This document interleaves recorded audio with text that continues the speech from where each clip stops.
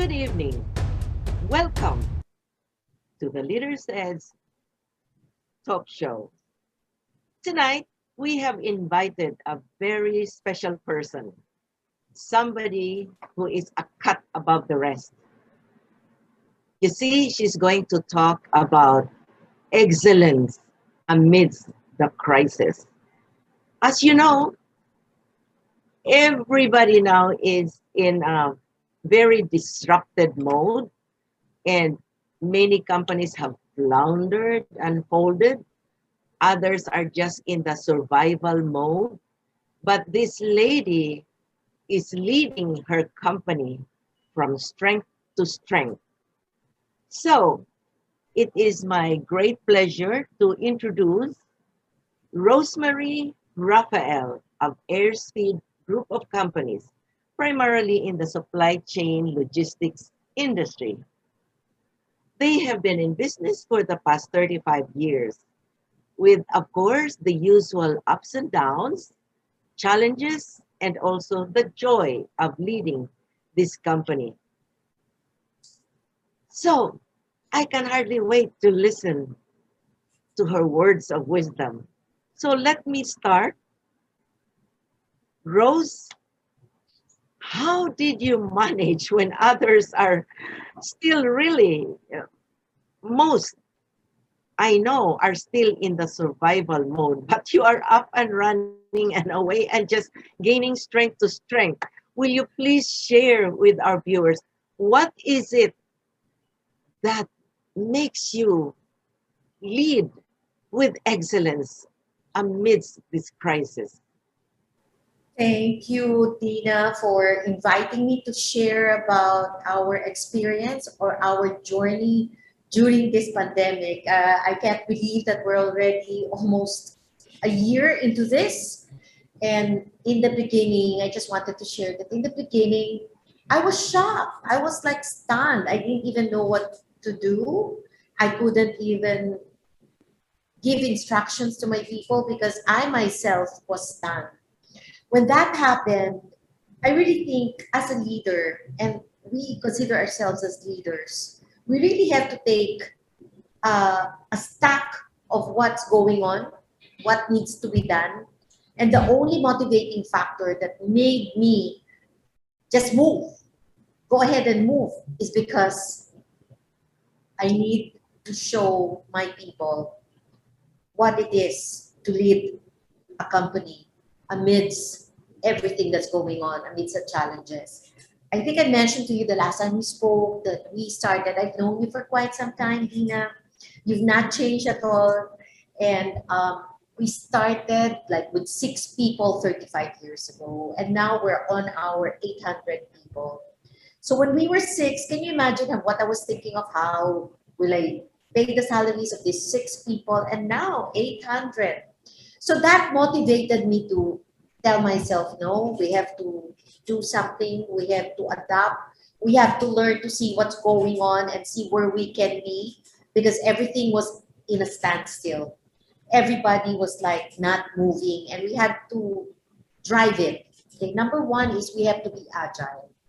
We have to see what's going on in the market, what needs to be done, what can we do where we can contribute, what are the needs outside there. We were one of the few that did not stop. We did not stop because we basically changed right away. We had like 70% of our movements were non-essentials because we service a lot of retailers in department stores. But during that time, no movement of non-essentials. And those essentials were moving. I'll tell you a story because when a week before that, that was a Friday, I had a meeting with the airline and I said, we have to charter an aircraft from Manila to Cebu. And what happened was my client from America was going to bring in items to bring to Cebu. So I chartered it. We had to pay for it before the flight. So it was a Tuesday and then it was supposed to be on a Wednesday. I remember that was March 13, if I'm not mistaken, and on a Tuesday, it was declared lockdown. No aircrafts flying, no commercial flights. But we were the only aircraft that had the license or the permit to fly because we did it beforehand from Manila to Cebu. What was I thinking? Of course, it was like adversity. Wow, the shipment coming in from America didn't come in. But we have a charter from Manila to Cebu. What do I do with it? How do I fill up the plane? It's adversity into opportunity because there were no aircrafts and we were the only flight leaving that day. So we filled it up with the essentials like the pharma products, the vet vaccines, PPEs, the masks that needed to be there in Cebu. And back from Cebu to Manila were the fruits, the vegetables, whatever you have it. So we were able to fill it up, and that was the beginning of our journey on chartering aircrafts from Manila to Cebu and Manila to the. Oh, So you that's see amazing. adversity to opportunity. Yes. Wow, Rose. That's what I would call an example of grit and resilience. You did not lose your balance. You just really thought very quickly and you made a good decision and it worked. So my question now, because you cannot do this without your people, because your team also, they are really right behind you, very supportive. In the meantime, what were those things that you did to ensure that your people were safe in spite of being out there in the again in the midst of pandemic? How did you ensure that everyone stayed safe? During that period, because it was lockdown, there were no restaurants, no nothing. It just so happened that we also have a food business. Okay, we also have a food business. So our commissary, because we supply commissaries and all that. So our food business stayed in to be able to serve lunches and dinners or breakfast to our people who were working. Our people are our frontliners. They're our heroes because they're the ones who are really delivering, going out to pick up, to deliver everything else that's needed by our people. So we were serving them food, and if there was a need for them to stay in, we came up with an area where they have to stay in and sleep in. Then we, of course, came up with all the alcohol, all the PPEs, all the masks. We provided our people. And, these are all the expense of the company. Then we also provided for vitamin C because I believe then and up to now that the best thing that we can do to fight COVID is to build up our immunity. So we have to build up the immunity of our people. We make sure that they are not too tired. We cannot let them not have some sleep. They have to sleep and they have to have good meals. And this is what we provided for. These are things that are extra cost, but we didn't mind because we have to take care of our people. It was scary because it actually involves health. So it was scary. Every morning, I just have to come. I have to pray for covering for our people because they're out there. But you know what, Dina, looking at it, I think they're better off outside when there is air and there's more ventilation than inside the office or a crowded area because they're covered, they're healthy, and they're doing quite well during the time. So I was so happy. We did not uh, let go of people. We did not. We came up with a 4-day work week, uh, let other people work for 5 days, especially the operations. But for those people who just needed to work for a week, 4-day work week, we did it so that we don't have to let go of people. And I'm happy to say that we did let go of people in the logistics industry. Congratulations, because I know I have a lot of friends. They were very sad to let them go, but they had to let go of most of their people because they just could not sustain it anymore. They didn't have your kind of resources really, because for me, that was so providential that you also have this catering business, because without that, that would, well, that's a big factor in the success of all this goings on. I mean, you were able to continue because you were able to provide them with Yeah. all these extras which most other companies cannot. So again, this is really God's blessings to you and your company, I Rose. agree. Yes. I Now, agree, Tina. going back, because you started only with 6 people. When did you start to gain momentum and having more and more people? How many years ago? It is basically it's a journey. It took so long because when we were six, we were only doing traditional forwarding. So it's not that heavy in terms of manpower because it's more export oriented, air freight, sea freight. So it happened like maybe even more than 10 years. I always tell my people and myself, no, this is one of my mantra that you build trust and not on transactions alone. And for us to be able to build trust, it takes time. It takes years.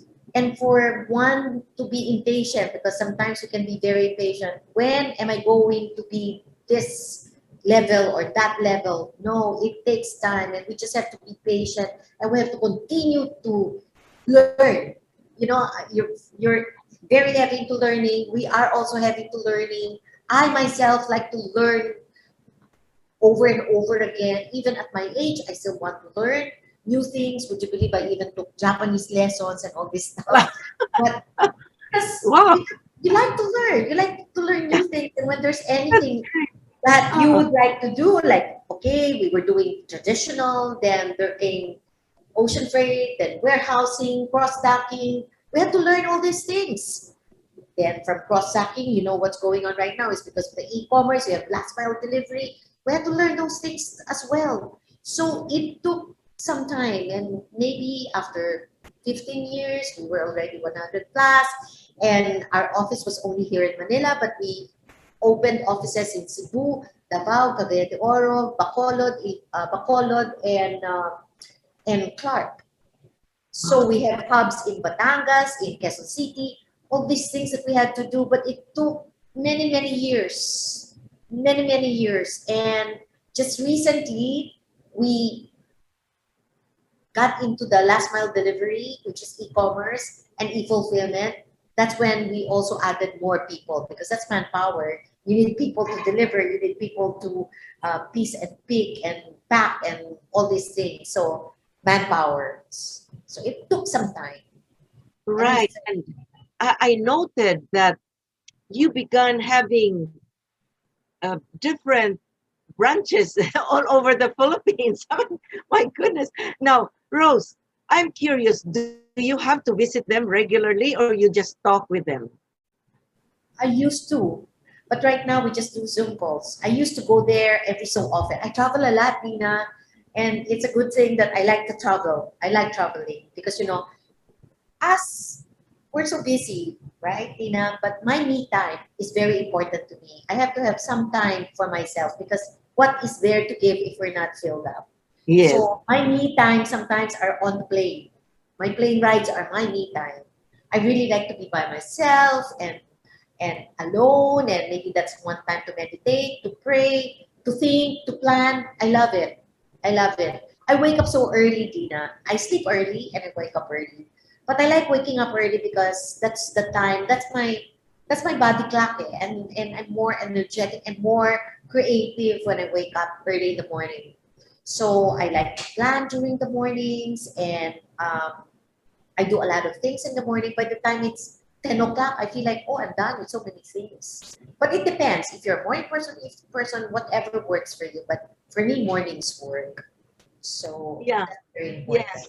I can see that you are really quite different. I mean, I know also a lot of other executives, they don't want to wake up early. They would rather take their time. So that is an add-on. That's an extra plus factor for you. So now, between traveling around the Philippines and traveling to different parts of the globe, which takes up more time? This was before, of course, the pandemic. Did you make more trips abroad or more trips around the Philippines? Actually, more overseas because we have a lot of overseas accounts Oh, and okay. a lot of overseas agents. And we have an office in Los Angeles, by the way. I forgot to mention that. Okay. Because in the past, many years ago, we used to handle a lot of department stores in the States. So we bring it in, and then from there, we deliver to different department stores. So we opened an office in Los Angeles. But now that has changed because there's no department stores buying from the Philippines at the moment for not a lot. So we have changed that. So right now we're into more into trucking. So we truck domestically. And the other thing that we developed only last December because of the COVID issue, November, December, we came up with a website or a platform that's called Unbox Me PH. Unbox Me PH is a platform where you can buy from any US websites and you can have it delivered to our warehouse in Los Angeles. We consolidate everything, put everything together, update the portal because you have to sign up. Update your portal, you will see the charges of your shipment before we ship it in. So we do that on a weekly basis. There are shipments coming in on a weekly basis for people who would like to shop online in America. So it's called Unbox Me PH. So during the COVID days, Wow. what do we do? Because most of the clients that we have, as I mentioned to you, are retailers. And we know for a fact that it took many, many months before they opened up. And again, now they're not they're not there yet. So what we did is we came up with different concepts that will help us adjust, that will help us help the other clients. And one is Speed Food, which is a food platform, food ordering platform, wherein food merchants, we're not customer facing, only the food merchants are our clients, can put their orders online and then it's pushed to us, then we deliver for them. And we're in different locations. We also deliver for SM supermarkets in, I can't remember how many locations right now. And during December, before November, we set up again another platform which is called Speed Gifts, wherein we sold Christmas packages, SM Markets Christmas packages, and the multiple orders were directed to us and we delivered everywhere. Well, how do we deliver everywhere? If you're from Davao and you want to deliver and you want to get a basket, a Christmas basket. So what we do is our office in Davao will pick it up from SM supermarket in Davao and deliver to you in Davao. If you're in Cavite, we pick it up in Cavite, we deliver to you. So we don't have to freight anything coming from Manila. All right. So one other thing, therefore, Rose, to your favor, is your agility, your the the speed. The name of your company being Speed, but you are living true to your name, Airspeed. I mean, like like jet. Now, um, I am I'm just wondering how many people are in your XCOM. I mean, how many people actually help in the decision making process, because these things that you are talking about, it's not the same for every location has a different situation, and you're able to immediately adjust and adapt. And so when you make the decision making process, so okay, what do we do next? So uh, what what is the composition of this XCOM team of yours? We have different business units, and the business unit leaders actually are part of the expo. And when we meet, we make a decision and we execute right away. It is difficult not to be able to execute right away because it can be like how time flies so fast and things change so fast that probably a decision that you made probably a month ago or 3 months ago can have a different impact by now if you're just executing now. So it is so important that when you make a decision that you execute right away. That is very critical. Then I have a board of directors who are very supportive. And Oh, one of the board member that I have is Jimmy Bautista, who used to be the president of Philippine Airlines. Very supportive. So I have a board of director I refer to when there are new developments, when there are new business concepts that I need to come up with, and they're supportive in terms of, okay, let's execute right away, or no, we'll just take a backseat first and not do anything. I believe that the true leader can only be defined by the type of team that they have, because I can only be as good as the team members that I have. So it's very important that, as you said, learning, that they are aware of what the vision is, they are aware of what the purpose is, they are aware of why are we doing this. Is this just a task, or is it just, or is it a legacy? To me, what we do is a legacy. What we do is not only one time thing. Just like excellence, excellence to me is not an act, it is a habit. I may not be excellent before, but I have to make it a practice. I have to make it like an everyday thing. I have to be consistent. Consistency is the key. If you're not consistent in the things that you do, then you will not be excellent at all, because it's just a one-time thing. To me, excellence is being consistent. And for you to be able to do that, it must be a habit, right, Tina? Yes, Rose, please share with us, share with our viewers, what is it in you that makes you tick? I mean, here you are working in an environment, in a business that is dominated by men. I mean, of course, the industry you're in, and you're a woman, and you've stayed on and on. So, what is it in your character, in your makeup, in your values that make you stand out, and you are respected by your peers? It doesn't matter, and most of them are male, but they don't question you because they respect you. They can see that you're doing well. So, what was it in your upbringing that made you the way you are? Who was the greatest influence in your life? I believe that my motivation is really internal. My There was really no one in our family who's a business person. My mother was a housewife, but she passed away early. My father was an employee. He was an internal auditor, but he instilled in me values that I carry on right now. One is loyalty, because you have to be loyal wherever you are planted. Whether, if let's say, an employee of Airspeed, I'm here, I'm planted here, then I just have to speak good words about Airspeed. You have to water a plant, right? If you have a plant, you have to water it for it to grow. And at the same time, if I'm planted in Airspeed, I have to water it with good words, good deeds, and good thoughts. So the next is integrity. Integrity is one thing that will keep things together, because it's your name that will keep you staying wherever you are.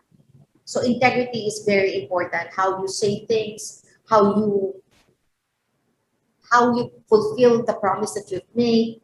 So very important. And value of honor and respect.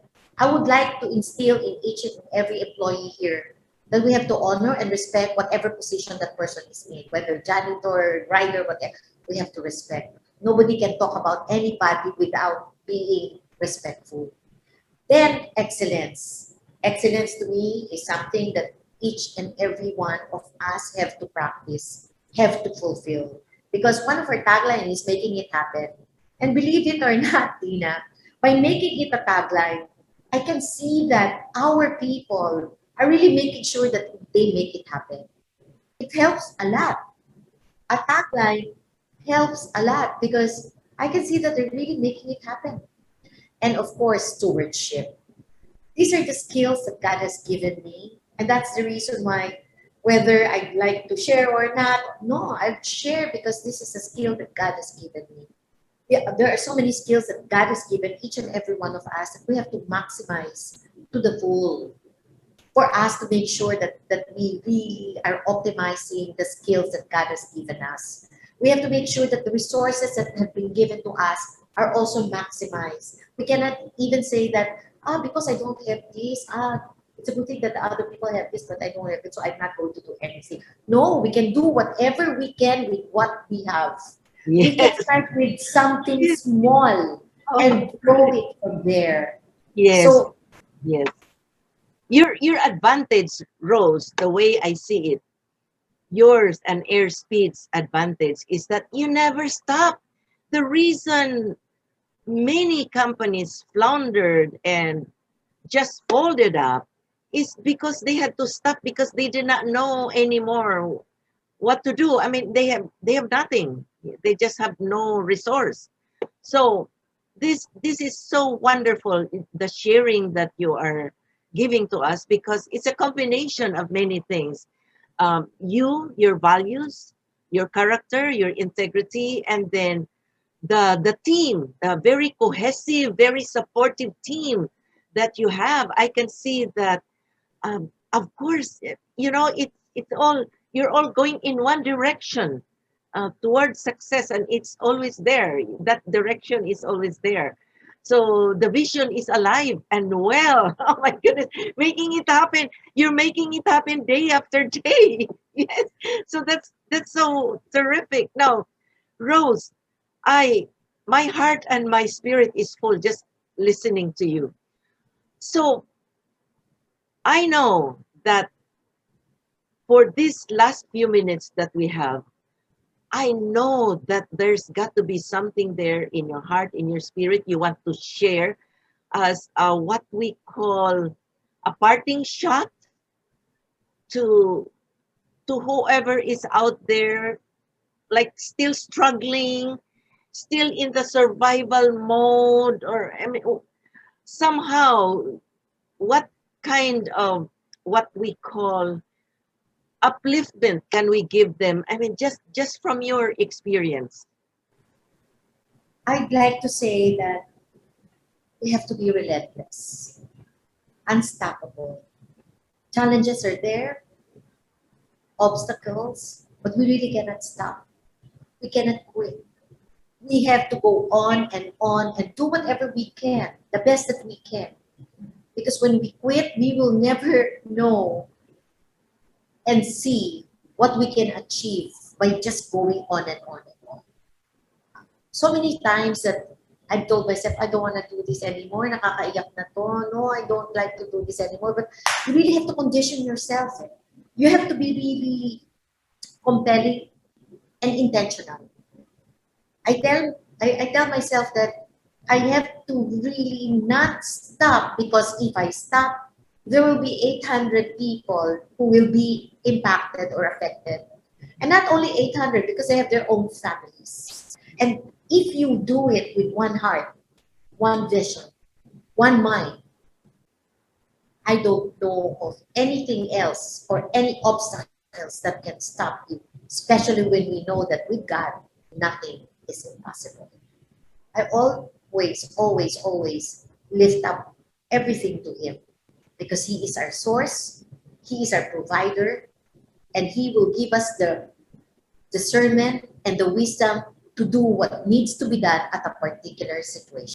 So, Rose, I noticed behind you there are several trophies and certificates, recognition, and of course, after all these years of being such a strong leader in the industry, can you please tell us, and you may even point to some of them? Can you do that for us, please?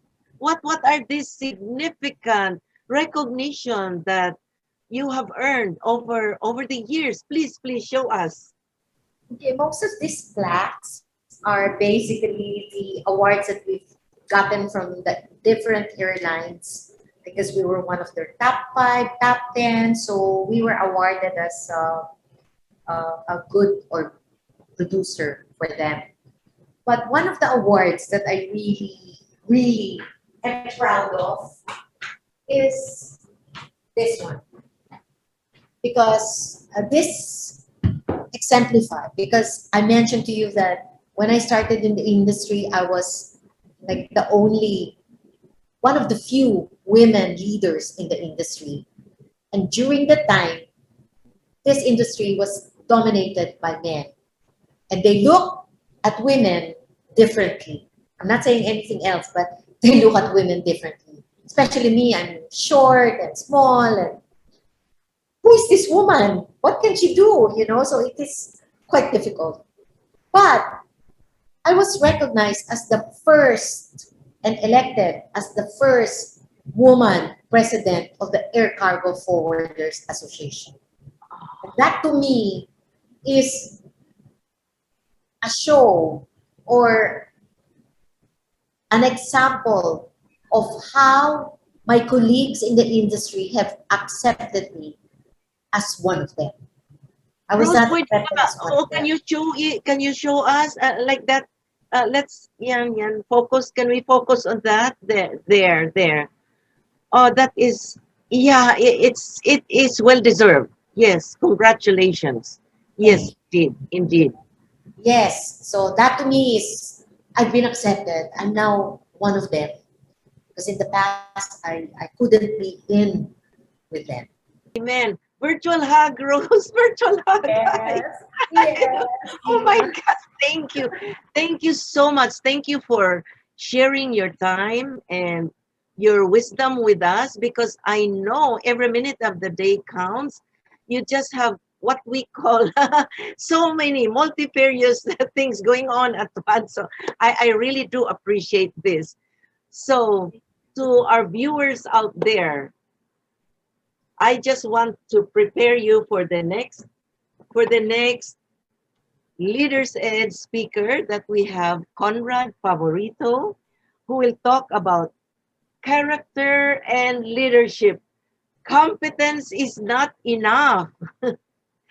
And of course, everybody out there, please click like, subscribe, and share this with your friends. Subscribe to our YouTube channel, The Leaders Eds by SEASCBI.